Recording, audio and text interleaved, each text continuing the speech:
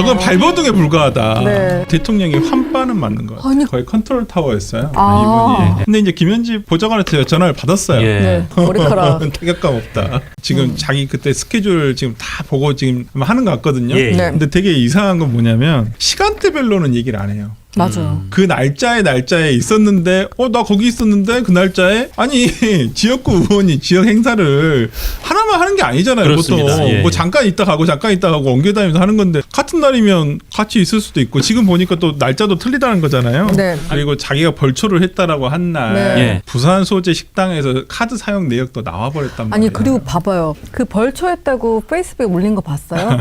벌초했다고 하는 걸 보면 야밤에 하지 않고 한낮에 했어요. 예. 당연히 벌초 한낮에 하죠. 맞아요. 그렇죠. 근데 자 9월 9일 2018년 당신은 부산 롯데호텔에서 열린 통일교 관련 행사에 참석한 것 같아 라고 했을 때 저는 그날 벌초를 했습니다. 하셨어요? 근데 이 행사 이름이 롯데호텔에 몇 시에 열렸냐고 물어볼 필요도 없어. 만찬이에요, 국장님. 그러니까. 만찬. 저녁이구나. 오찬이 아니고 그러니까 만찬. 저게 전형적으로 할 말 없을 때 그냥 빠져나가려고 하는 발버둥. 아. 저건 발버둥에 불과하다. 네. 김현진님 짚어보지 않을 수가 없습니다. 저는 위인설관이라는 말은 많이 봤는데 진짜 이거 뭔지?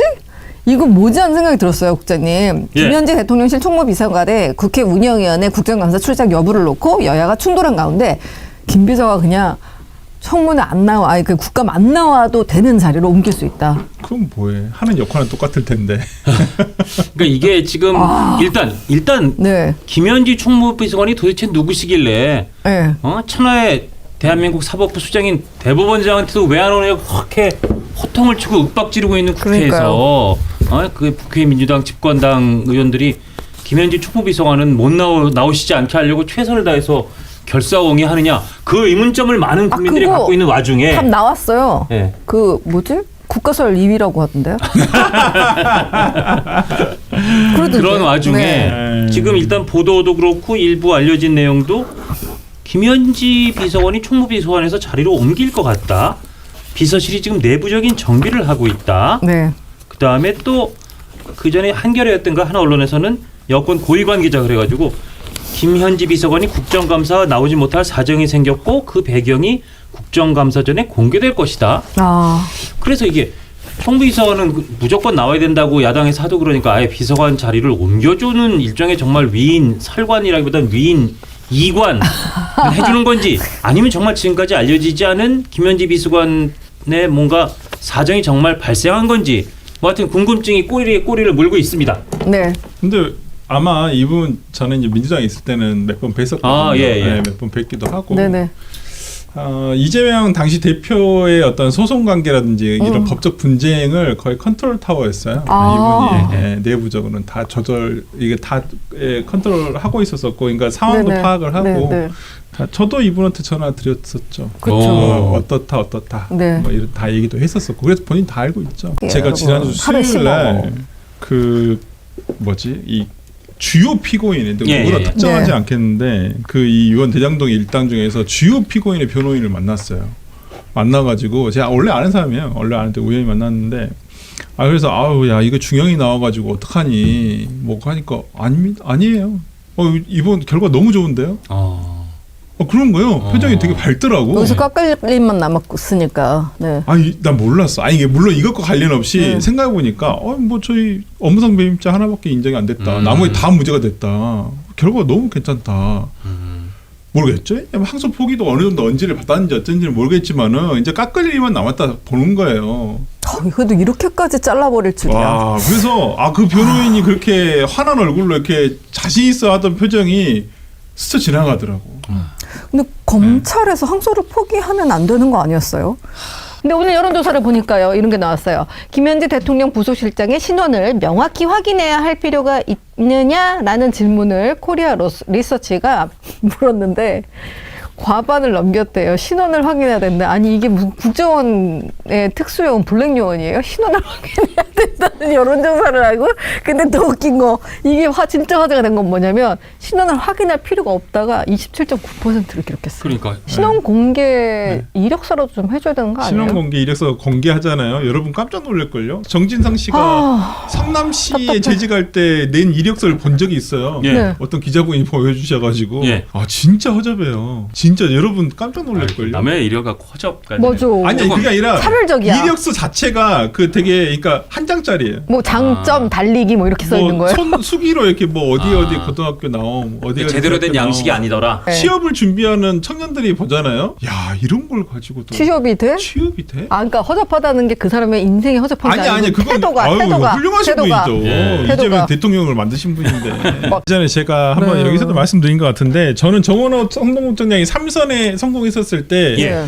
저는 눈여겨봤어요. 어. 이 사람이 다음에는 아마 서울시장 후보가 될 수도 있겠다. 아 그때 우리- 보셨어요? 네. 설당당 설바람 네. 구선의 그때- 아들인 설주환님께서 앉은 자리에서 모든 걸 다 그래서 보시거든요. 제가 민정에 있을 때였으니까. 그렇죠, 그래서 그렇죠. 당내 예. 인사들한테 정원호 청장에 대해서 어떻게 생각하냐 음. 한번 물어봤었죠. 예. 근데 이제 그때 나온 얘기가 뭐라 그랬냐면 야 정원호 청장이 네. 이제까지 국회의원에 도전 못한 이유가 있어. 아. 예, 나올 게 있어. 하긴 구청장을 보통 2번 하면 그다음 국회의원을 많이 노리기도 하죠. 그럼요. 지금 구청장 네. 3년이 꽉 채운 서울의 구청장은 25개 중에 딱 정원호 네. 구청장밖에 없는데 네. 아 이게 안 나온 게 아니라 못 나왔을 수도 못 나온 이유가 있다라고 분명히 그때 그래서 저도 이제 뭐 이유를 물어봤었는데 뭐 정확하게 말씀 안 해주시더라고요. 근데 이제는 하나씩 나오는 것 같습니다. 아, 하나씩이면 이 경찰 폭행 말고 저는 이거가 다라고 생각하지는 않아요. 아, 그래요. 와, 얼마 전에 유사한 사건이 있었어요. 2023년도에 정철승 변호사가 예. 그 후배 변호사 있었죠. 여성 변호사 맞아요. 두 예. 명과 예. 저녁 식사 자리를 하다가 그 후배 변호사가 데려온 동행 일행을 그 강제추행했다는 혐의로 1심에서 징역 1년 선고받았습니다. 집행유예 없이요? 집행유예 없이. 근데 오. 구속은 안 됐어요. 구속은 안 되고 지금 항소심에 있는 사건인데 맞아요. 그 당시 징역 1년 정철승 변호사 똑같았어요. 안 했다고 했어요 본인도. 근데 당시 CCTV 영상 이런 것들 다 종합적으로 판단했었을 때 추행이 인정된다고 해가지고 징역 1년 선고받았습니다. 오, 무겁게 나오네요.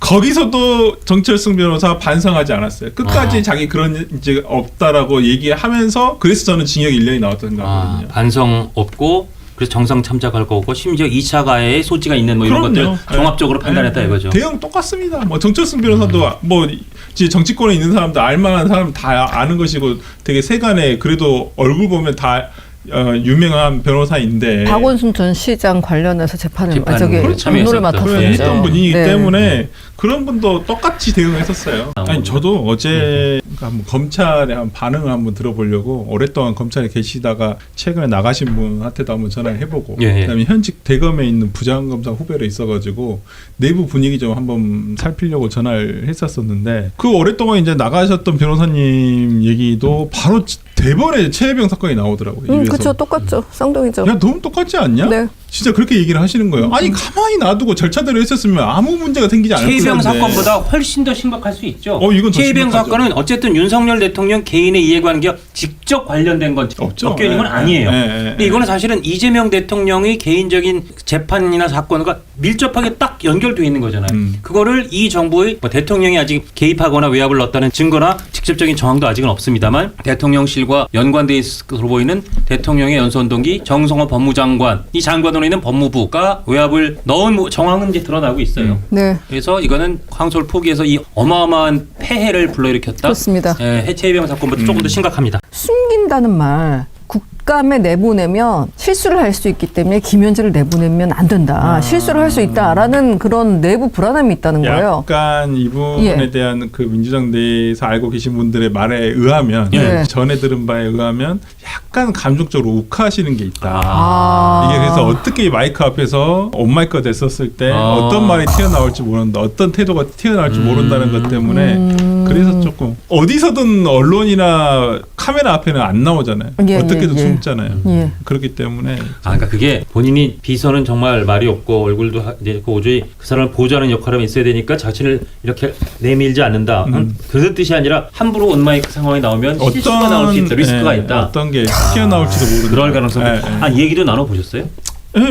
얘기 나눠보세요. 나눠볼 때 그냥 차분하세요. 그러니까요. 저도 욱하는 분이 24시간 계속 욱할 수는 없어요. 그러면 정신건강에 문제가 그죠, 있기 그죠, 때문에. 그죠. 그런다고 하네. 네. 사실은 변호인으로서 이화영 부지사가 의뢰인이고 피의자이고 뭐 피고인 이런 위치에 가는 사람인데 그렇게 진술하시면 그건 이재명 지사한테 매우 불리하니까 그런 증언을 하시면 안 돼요라든지 이런 조언을 하는 건 사실은 그 의뢰인에 대한 변호인으로서는 그것도 인물을 좀 그런 부분에 대해서 말씀드리긴 좀 그랬었고. 그렇죠. 제가 뭐 본인 입도 아닌데. 그렇죠. 네, 뭐 제가 뭐 본인 입으로 그렇게 얘기하겠다는 거에 대해서 말릴 수는 없었었고. 그 당시에는 이화영 부지사도 내가 사실대로 아마 사실대로라고 지금 가로 안에 넣겠습니다. 이거 뭐 확인은 안 되니까 사실대로 이재명 지사에게 보고를 했다는 얘기를 하는 게 본인의 어떤 재판이나 형량에도 유리하다 이렇게 판단했다고 그랬겠죠. 뭐 어떠한 계기가 됐든 간에 어떤 계기가 뭐 됐든 간에. 변화의 계기가 있었을 거라고 생각을 하니까 예. 그렇게 했던 거라고 생각을 하고 그 다음에 뭐 이분께서 얘기하시는 건 계속 충돌이 있었다라고 얘기를 하시는데 예. 제가 기억하기로는 충돌은 없었거든요. 그러니까 충돌이 있었으면 저보고 그만두라고 했으면 되잖아요. 아, 변호인과 그렇죠. 의뢰인 사이에 충돌이 있었다고 얘기하는데 그런 건 없었다. 그러니까 제가 기억하기는 없었어요. 없었다. 그러니까 아니요. 있다 했으면 저한테 그냥 설명해서 그만두시는 게 맞을 것 같아요. 본인의 뜻과는 다릅니다. 그러면 되잖아요. 제가 뭐 거기서 막 길을 쓰고 제가 아닙니다. 제가 꼭 변호해 드리겠습니다. 이렇게 할 입장도 아니었었고 그렇죠. 당시만 하더라도 당시엔 제가 민주당 소속이었잖아요. 그렇죠. 좀 법률위 부위원장으로서 역할을 했던 것이고 어찌 보면 그 사건도 당하고 연결이 된 사건이니까 그렇죠. 당대표와 연결이 된 사건이니까 제가 했던 것이고 네. 생각해보면 제가 뭐 검찰 편을 들었다라고 하는데 아니 2023년도면 그 다음에 총선이 있다는 건 당연한 것이었고 네. 저도 그렇죠. 알고 있었고 예. 저도 뭐 다른 대장동 변호인들하고 똑같아요. 공을 세워서 뭔가 내년 공천에 도움을 받고자 예, 예. 좀 뭐 그렇게 생각했던 게 당연한 게 아닐까요? 그런 네. 생각으로 들어갔는데 제가 뭐하러 검찰 편을 들냐. 검찰의 입장으로 제가 하라고 하겠습니까? 개인적인 이익도 없고 예. 제가 명분 자체도 없었던 것이죠. 대통령이 환빠는 맞는 것 같아요. 아니 근데 환빠라는 말을 쓴다는 것 자체가 너무 충격적이었어. 얼빠 이런 말 쓰면은 정치인으로서 자격 없다라고 하잖아요. 무슨 아니 비속어잖아요. 우리 대통령은 제가 본인이 일베 일베 출신 거 출신이라고 아세요? 고백을 했던 분인데요. 뭐 더 충격 먹을 게 있나요? 진짜 저는 대통령이 일국의 대통령이 대한민국의 대통령이 이런 역사관을 진짜 믿는 것인지 믿을 수는 있어요. 저는 믿는 거 가지고 뭐라 하지는 않고 싶어요. 네네. 근데 이런 걸 공공연하게 그것도 정통 역사학자한테 마치 본인 증거가 없으면 역사가 아니라는 말입니까? 이런 식으로 약간 비아냥거리듯이 얘기하는 게 더 서글플 뿐이에요, 진짜로. 정통 역사학자가 봐도 그러면 문헌과 어떤 증거, 어떤 객관적인 증거를 바탕으로 역사 연구를 하는 것이 원칙이지. 아니 어디 문헌도 명확하지도 않고 그 출처도 명확하지 않은 얘기를 어떻게 연구합니까 도대체. 근데 이게 그 이덕일 씨라는 사람을 지금 동북아 역사재단에 지금 넣고 싶어서 이런 거잖아요. 이재명 대표 때부터 박지영 동북아 연구소 이 양반 물러나라고 계속 얘기했었잖아요. 2014년도에 보면요. 이재명 대통령이 성남시장 시절에 무슨 시민 초청 강좌에 이덕일 씨를 초청을 했더라고요. 그때부터. 예. 그때부터 연이 있고 이상하게 2025년 그러니까 올해 6월 달 있죠. 한문화타임즈라는 매체가 있어요. 예. 네. 거기에 이덕일 교수 같은 사람으로 해야 된다. 아 그렇구나. 이런 글이 있었거든요. 그러니까 박지양 동북아 역사재단 이사장 빨리 좀 물러났으면 좋겠다. 네. 이 사람 어떻게 망신을 주지? 어떻게 네. 공격하지 해서 꺼낸 게 아주 악재, 아주 나쁜 소도구인 환단고기를 꺼냈다. 관심의 대상이 되는 발언 중에 이제 뭐 초점 중에 하나였는데 김현지 실장이 당시에 이재명 당시 도지사의 재판인 거잖아요. 네. 재판 관련해서 다른 이화영 부지사의 재판 이런 것까지도 어떻게 보면 총괄적으로 이렇게 조정하는 그런 컨트롤 타워라는 느낌을 좀 받으셨다는 거죠. 그렇죠. 왜 그러냐면 예. 짐작을 했던 것은 뭐냐면 제가 이화영 사건을 선임했다라고 제가 먼저 보고하거나 이러진 않았어요. 예. 어디다 알려야 될지도 모르는데 그렇죠, 어디다 그렇죠. 얘기를 예, 해요. 예, 예. 그리고 뭐 당시만 하더라도 뭐 법률위 부위원장이긴 합니다만 당에서 예. 그런 걸 다 관리하거나 그러진 않거든요. 네. 예. 근데 이제 김현지 보좌관한테 전화를 받았어요. 예. 네. 그래서 뭐 선임이 됐고 뭐 또 혹시나 앞으로 뭐 조사 과정에서 뭐가 있으면 특이 사항이라든지 보고해야 될 내용들이 있으면 얘기를 해달라. 아 이렇게 전화를 받았으니까 예. 당연히 제 입장에서는 당 대표실에서도 이런 걸 전부 다 이렇게 관리를 하고 있구나 그렇게 추측을 했던 거죠. 예. 당연히. 예. 보고해야 될 일이 있으면 나에게 전화를 해달라. 그렇죠. 예. 네. 통일교에 대한 특검 합시다. 함께. 여야 정치인 누구도 예외 없이 모두 포함해서 특검 할 것을 제안합니다. 신문 전재수 의원을 소위 내줬다. 라고 볼 수도 있을까요? 네, 저는 뭐 내줬다고 봅니다. 내줘도 상관없다. 상관없다. 뭐 우리 팔다리도 아니고 뭐 그냥 신체 모발 정도밖에 안 돼. 잘라서 내면 다 아니, 다시 자란다. 너무 하시는 거 아니에요? 아니 그 정도로 생각하지 않았을까? 그럼 육참 골단도 아니고 아유, 무슨 육모 육창골단까지. 골단이에요? 전혀. 와, 머리카락. 타격감 없다.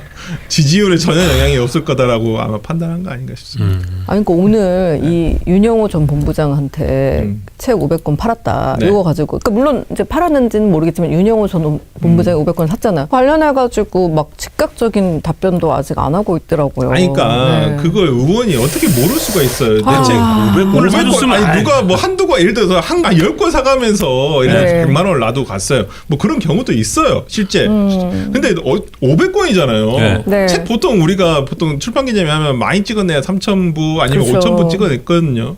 거기서 500부를 가져가면 이거 아주 우수 고객이잖아요. 최상의 VVVVIP 고객이죠. 나중에 네. 다 얘기 들었지. 다 보고를 알죠. 봤죠. 그럼요. 네. 예. 이 영상이 마음에 드셨다면 좋아요, 구독, 댓글, 알림 설정 부탁드리겠습니다.